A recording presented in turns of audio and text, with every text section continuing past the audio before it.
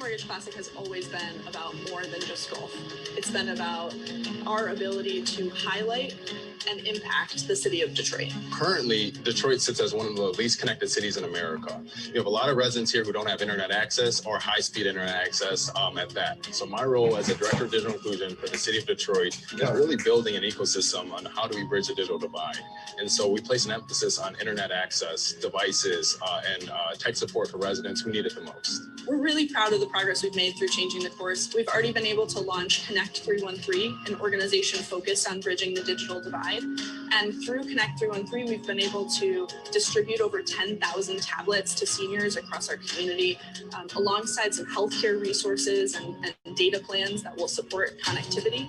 So over the next few years, thanks to changing the course, our focus on the digital divide is going to change drastically. Right now, while we might be talking about getting residents internet access today, that's not going to be our fight tomorrow. And so I think when looking at the future, it's really us articulating that longer vision, that bolder vision of what a connected Detroit looks like for all of us.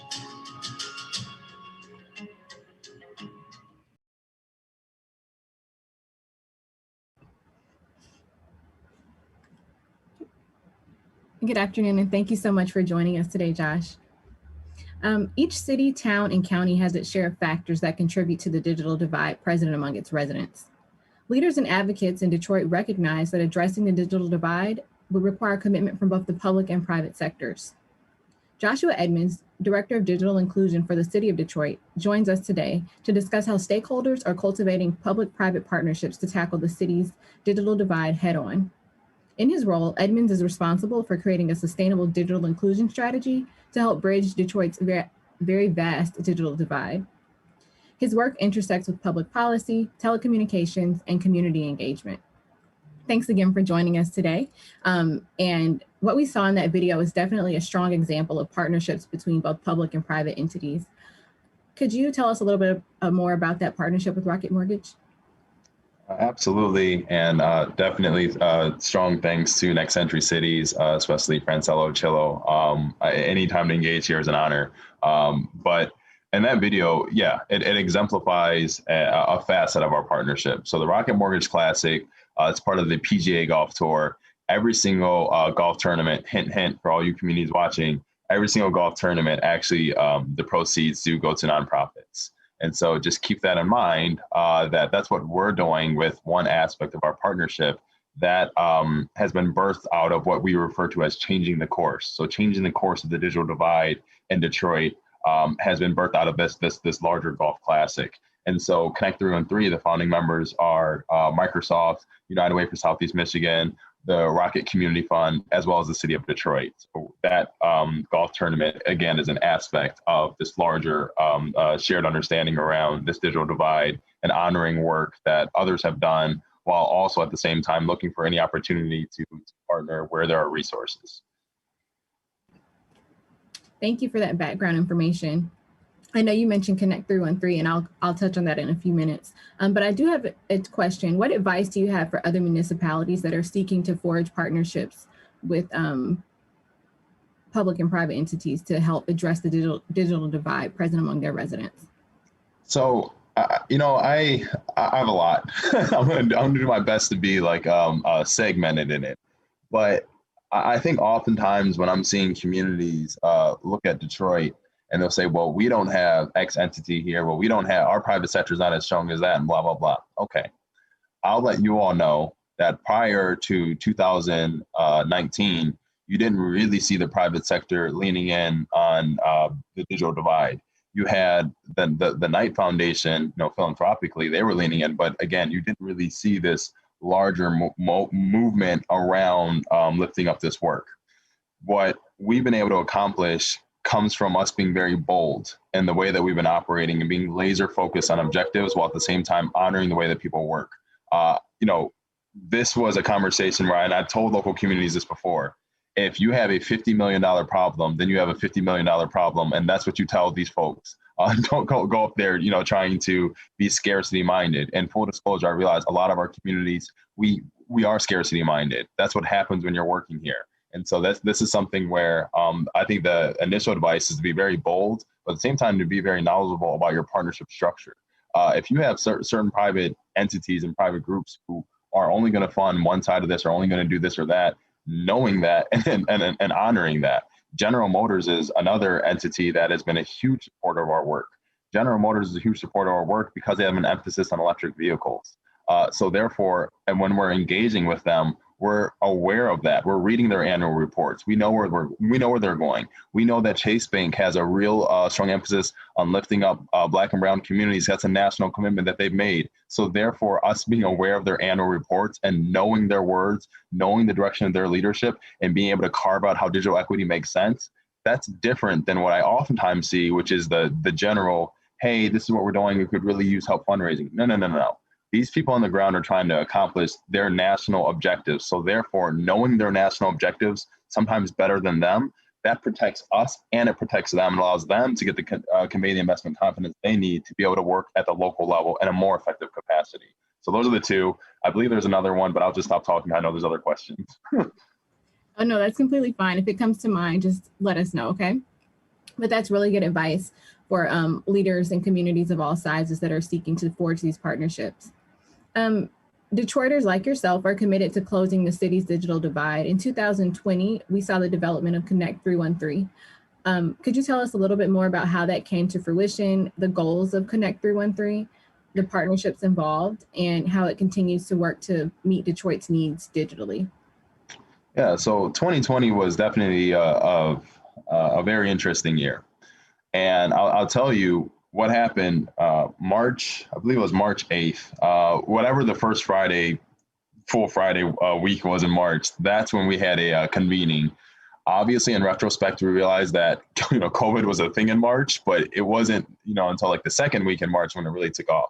The reason why I'm highlighting that is because during that March meeting, we had about 45 different organizations in the room. Again, this is making me shudder because of COVID, but we had that many folks in the room.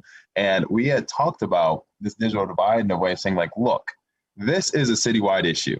Yes, neighborhoods need to be at the forefront. Yes, community groups need to be at the forefront.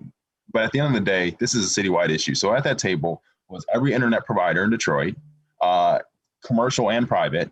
And in addition to our internet providers, we had a litany of community groups, folks just representing different populations in the city, as well as big tech, everybody. And at that table, we kind of said, look, it behooves us not to figure this out. We need to do this for Detroiters, for our future, for whatever we're working on. There's no way that we're going to be as effective if we don't bridge this digital divide. It touches all of us. Literally, in a prophetic sense, the next week, the city shut down. And I think that that's something where, again, we weren't planning that to happen. We weren't trying to be dramatic there, but that then us shutting down prior to that, that allows us to say, we weren't doing our things in response to the pandemic. We were doing things in response to this is the right thing to do. And so as we began moving forward throughout the year, we continued meeting obviously virtually and strategizing on how do we actually coordinate our ecosystem. You can look across this country. I'm not going to name the cities because it's going to seem like I'm doing an indictment on them, but there are a number of cities who have digital inclusion alliances. And that's cool. I'm glad that people have a heart and I'm glad that they can convene around a topic. That's fine. But what is the structure? What is the coordination that's actually going to allow us to bridge this digital divide? And it's not just stopping at our anchor institutions we see in our community. It's not just stopping at our library, our public housing entities. It's going beyond that. And so what we said is like, hey, how do we coordinate this in a way that can convey further investment confidence from the federal government, from private stakeholders across the board? So that's how we established that Connect 313 fund, which the Rocket Mortgage Classic being, Connect 313 being a beneficiary of that helps. But in addition, what didn't get mentioned, later on in December, we also did Connecting Seniors, which was about $4 million we got from the state to do telehealth for seniors.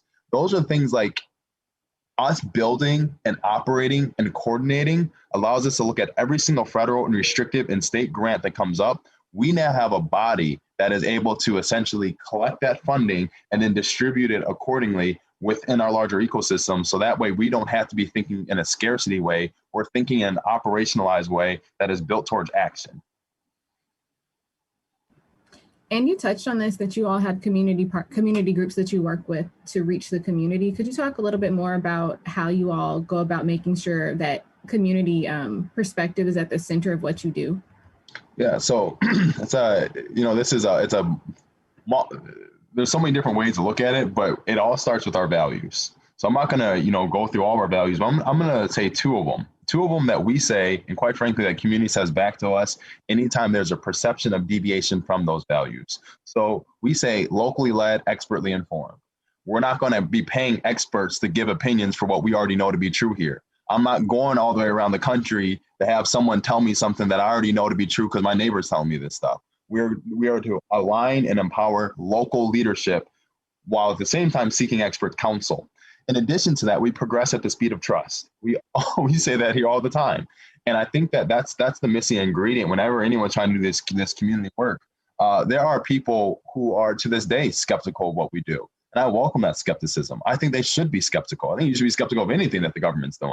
And so we're not shying away from that. And I think that by us being transparent in that, I think that's been able to allow us to bridge some of those trust gaps.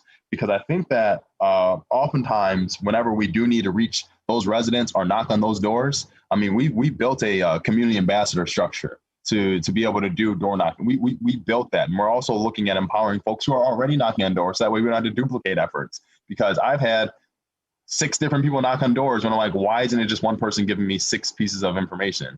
And so like we're cognizant of that. But again, us building out this larger structure around trust is first building the trust with these organizations. And then when that gap is built, then it's building trust with those organizations to the community. And so we're not necessarily shying away from nuance. We just realize the manifestation of the digital divide isn't just a subsidy thing or isn't just an internet access thing. It is a profound lack of trust that has been exacerbated by people who have been left on the wrong side of the digital divide for far too long. And so I think that us just being very cognizant of that and showcasing to our community partners that we're aware of that and we respect who they are, I think that has allowed us to be able to bridge those gaps. We're not perfect. We have blind spots. A lot of our work has been formulated through the pandemic. So our outreach needs to transform much more. But at the end of the day, our structure that we're building, we're doing it in an additive way and we're advancing and we're evolving as we go. And how has what you've learned from other municipalities helped inform your partnership development strategies in Detroit? Well, I would say that a lot of this learning has been internal. I'm not saying that we're not learning from other municipalities. I think we see things. I think we're aware of what other municipalities are doing. But I think that a lot of our answers are already here in Detroit. We already have residents who are saying, we don't trust this provider, or this provider is doing this or that, or you all don't engage, or we never see you in the community. A lot of those things, I mean, I would say, namely, most large cities are going to have those concerns from residents expressing that. And so I don't really think that whenever I'm looking at other communities, I'm not looking at communities to learn from them. I'm looking at communities to say, let's band together for standardization. Let's band together for standardization of data collection. So that way we can pull that as a policy lever. Let's band together for shared lessons and shared learning and collecting anecdotal feedback that, again, can be used as a policy lever. So, I mean, I could be a bit flawed in this, but whenever I'm looking at other communities across this country, I'm very rarely looking at them from a best practice standpoint. And I'm more looking at them from a standpoint of, if we link arms, we could do some damage, which kind of cosigns, eccentric cities in a way. So, soft plug there. But again, locally, I believe most of us communities are very profoundly aware of what needs to happen and how it needs to happen. I think a lot of this historically has came from the lack of funding that's made it, a little bit more difficult. But since we have a little bit more funding and since there's a little bit more bass in my voice because we have that funding, a lot of our efforts now have been, again, very rooted in a hyperlocal fashion of what is our community saying specifically to us. Not whatever they're saying in Houston, not whatever they're saying in Los Angeles. I'm sure they're saying the same thing. In fact, I know they're saying the same thing. But at the end of the day, we are very laser focused on being responsive to our community and gleaning the lessons learned that have already been articulated through various studies and various feedback sessions. And I know you mentioned, obviously, not just Detroit, but everyone, COVID definitely heavily impacted what the digital landscape looked like for us worldwide. Taking into consideration the work that y'all have been able to do over the past year and looking ahead, what is the future of, digital connectivity look like for Detroit? Well, goals y'all have? I would say, there are some things that are frustrating, and I don't pull punches on these whatsoever. I would say that since my tenure in the city, we're going on about 3 years now, the state has to step up way more. And so as I'm looking at other communities, I mean, Ohio is doing a heck of a job when it comes to emergency broadband benefit enrollment. You all can see that. Illinois is leaning in huge. Virginia just announced, what, $700 million for broadband? Maryland's been doing a great job communicating. I mean, North Carolina's broadband office is great. And I'm saying all these things because locally, we have figured it out enough. We're not perfect. Again, we're going to keep evolving. We're going to keep finding our blind spots. But I'm literally looking at the state. Our state just didn't just create a broadband office. Our state created the Office of High-Speed Internet. They were very intentional with that name. And they want to empower every single local community with that. And so what does that mean for Detroit? Well, that means that our work is going to change with the creation of that, because I'm expecting expert coordination and additional resource allocation that then complements our approach already. Now, I had said in that earlier video that I don't believe our digital divide fight is going to look the same as it's looked these past couple of years. I think we're connecting people at a very high rate. We're leveraging the emergency broadband benefit. We're being very creative. We recently received $45 million for ARPA funding alone. A lot of other communities are only doing 5 to 10. We're doing 45. And so with that level of funding, matching with our private sector investments that we know are also in tow, matching that with our state, I think a lot of our focus is now going to be shifting to digital empowerment. So digital inclusion is, I think, step one, getting people just connected, getting them connected to a device, getting them connected to internet access, doing some basic digital literacy training. Digital empowerment is where we're looking. Now that people are connected, now what? And I can't stand, and I pray that we're never in that scenario where someone has to say, now what to us? I think we need to clearly define and say, these next couple of years, we're changing the tides. I know we were saying over here, and we did that. Now we're over here. And as we're over here, that is now where we're changing Detroiters from being content consumers and content producers, changing people from being underemployed. And I don't believe there's such thing as overemployed. So whatever the safe word is for not underemployed, I really think that we're going to get into longitudinal outcomes off of digital inclusion, which in our mind reads as digital empowerment. And I know you mentioned earlier, developing trust among residents is a huge thing. And I want to know, so a lot of times I find that residents could be skeptical, especially when you start working with larger partners. How do you work to foster that trust with them to help them know that these partnerships are for their good?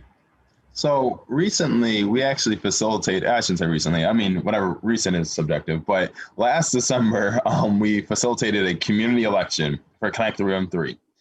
And in order to vote, you had to be a member of Connect 313, which to be a member of Connect 313 in our community council, you have to live in Detroit, we have to work in Detroit, or you have to learn in Detroit. And so therefore, the voting then allowed residents to raise their hand and say, hey, we have 5 committees: devices and connectivity, digital literacy and skilling, policy advocacy and ecosystem, special projects and shared resources, and structure and operation. Within those 5 committees, we're paying those committees. So we're paying the actual committee leaders to legitimately make recommendations to expand our thinking. And so I think that when you're looking at how do you get residents involved, well, I think it's treating residents with the dignity that they deserve. I think so many times we have these conversations around the digital divide and we look at residents in this deficient viewpoint. And I think that we're oftentimes looking at their scenario and where they happen to be in life, whether it's economic or whatever, negative thing that we want to attach to it, and say, because you're this, you don't have the ability to think outside the box, or you couldn't possibly expand our thinking. And that's not the case. And so I think that what we've been able to demonstrate and how we've been able to foster that trust is by being very transparent and say, you all have answers that we don't have. You all have lived experiences that we don't have. So therefore, the way that you're going to craft interventions are better than what we're going to craft. I have a devices and connectivity committee right now that is talking about creating a Detroit internet standard. What is a standard for internet service? What is a high-speed standard for internet service for Detroit? I don't care that 25.3 is what the FCC is saying. I'm saying what's in Detroit. I'm not coming up with that recommendation. Residents are. So then what am I doing? I am supporting my community. So if anyone asks who came up with that, the community did, and I am supporting that. And so I think that that level of respect and transparency and trust, that is an iterative an evolving process that we are sticking to, and we believe that our community has the answers that we need to bridge the digital divide. And we have some people in the chat agreeing with you. Treating residents with dignity and respect definitely should be at the forefront of all the work that you do. And as we close out this conversation today, I want to thank you again for your time. But what do you want people to know about your work that maybe you haven't mentioned, and just everything as it relates to continuing your work going forward? Well, I think that I would like people to know that at this point, we are looking at sharing as much lessons learned as possible. We are in the process of communicating to a larger body that I'm not going to name around working together with municipal decision makers. I think that there are a lot of people who are doing this work, especially with ARPA money that's coming in, especially with the emphasis and need for data. There needs to be a standardized conversation across the board. For anyone on this call, for all the cities who are working together, we have to get standardized. Data is going to be our best policy lever to pull. We need to be longitudinally minded. We cannot stop at the American Community Survey. I know you all know this, but we cannot stop there. We cannot stop at definitions around digital inclusion and methodology that existed before the pandemic. If our thinking has not transformed because of the pandemic, I think we're doing our jobs wrong. And so at this point, the thing that I would like to let everyone know is that in Detroit, and I'm talking to some of these other cities too, we need to be collaboratively minded, and we need to standardize what we're doing. That is going to be the greatest policy lever for us to be able to sustain this work moving forward. And we're not going to look at this large sum of money now and get seduced by complacency. We cannot do that. I am urging every community, can we please work together and pull these policy levers in a way that is standardized and that is going to empower not only Congress to free up funding, but as well as these local communities to get this work done in a more sustainable way. Well, thank you so much, Josh. It's always good to have you here with NCC, and we appreciate your support, and we're always supporting Detroit. We want to encourage you all to make sure you learn more about Connect 313 and what's happening in Detroit. We will share information via our social channels. Up next, we do have a session specifically looking at COVID, what we must do to inform universal broadband strategies.